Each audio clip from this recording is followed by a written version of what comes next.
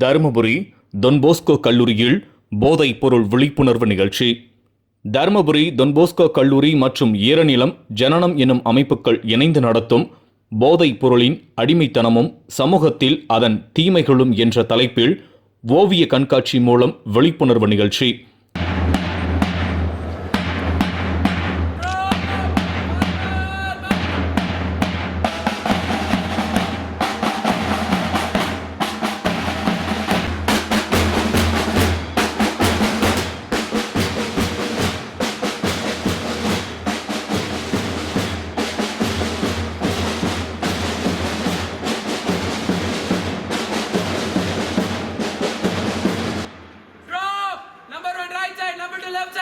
Left and right forward, march.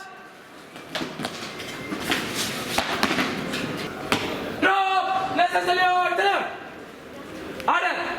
Drop, about done. Drop, slow walk.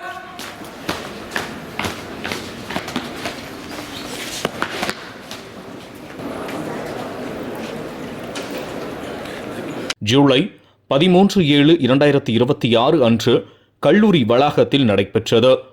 நிகழ்ச்சிக்கு கல்லூரி செயலாளரும் இல்ல தந்தையுமாகிய அருட்தந்தை முனைவர் ராபர்ட் ரமேஷ் பாபு சாசா அவர்கள் தலைமையேற்று நிகழ்வை தொடங்கி வைத்தார். இந்த போதைப் பொருளானது ஒரு தனி நபரை மட்டுமல்ல, குடும்பத்தினுடைய ஒற்றுமையையும் ஒரு நாட்டினுடைய அழிவையும் சமூகத்தையே அழிக்கக்கூடிய மிகப்பெரிய ஒரு அழிவு சக்தியாக இந்த போதைப் பொருளானது இருக்கிறது என்று கூறினார்கள் என்று வாசிக்க நாம் கேட்டோம்.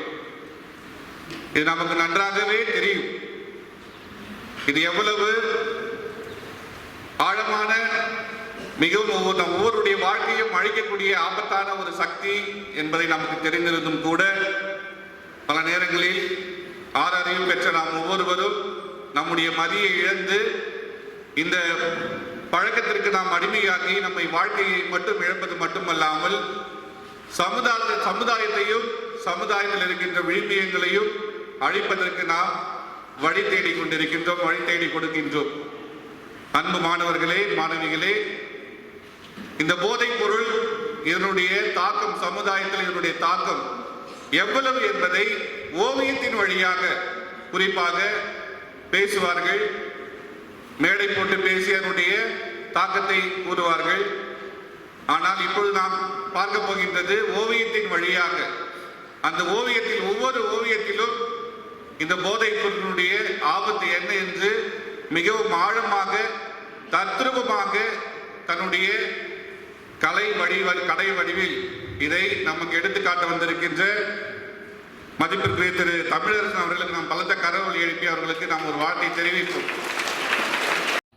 துணை இல்லத்தந்தை அருட்தந்தை CP மேத்யூ, கல்லூரி முதல்வர் K ஆனந்த், துணை முதல்வர் அருட்தந்தை தாமஸ், பொருளாளர் அருட்தந்தை அமலவாணன் ஆகியோர் முன்னிலை வகித்தனர்.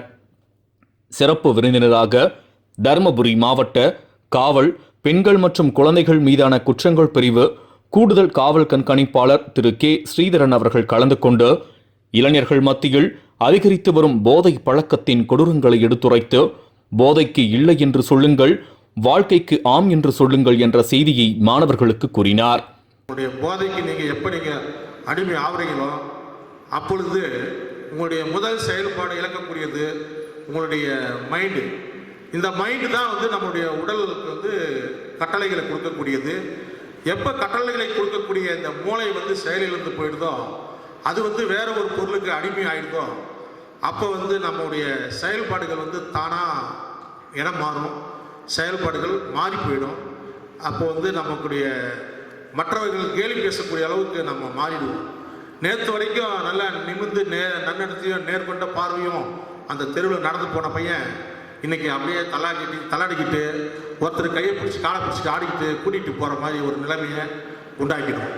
ஸோ எப்போ ஒரு ஸ்டூடெண்ட் தன்னை அறிந்து தன்னை மறிந்து தன்னை அறியாமல் தன்னிலை மறந்து செல்கின்றானோ அப்போ தான் அவனுடைய அழிவு ஆரம்பமாகின்றது. நேற்று வரைக்கும் first rank, second rank, third rank நல்லா படிச்சுட்டு இருந்திருப்பான். இன்றைக்கி அடுத்தவங்க அவனை கேலி பேசக்கூடிய அளவுக்கு அவனுக்கு நிலைமை மாறிப்போம். அதுக்கு காரணம் வந்து இந்த மோசமான விளைவுகளான போதைப் பொருள் தான். மேலும் தருமபுரி தாசில்தார் திரு ஜே சுகுமார் ஓவிய கண்காட்சியை திறந்து வைத்தார். இது என்னது வந்த உடனே இதை கொடுத்து தான் என்ன வரவேற்பு செஞ்சாங்க. இந்த நெல்லிக்கனிக்குன்னு ஒரு பழமொழி இருக்கு, தெரியுமா? தெரியுமா? மூத்தோர் சொல்லும் முதலெண்ணிக்கனியும் முன்னே கசக்கும் பின்னே இனிக்கும். அது மாதிரி தான். என்னடா வந்து இவங்க வந்து காலையில் வந்து அறிவுரை சொல்லிட்டே வந்து அறுத்துட்டு போகிறாங்களே அப்படின்லாம் நினைக்காதீங்க. ஏன்னா இப்போ சொல்லக்கூடியது எல்லாமே அவங்கவுங்க வாழ்க்கையில் பட்ட கஷ்டங்கள்.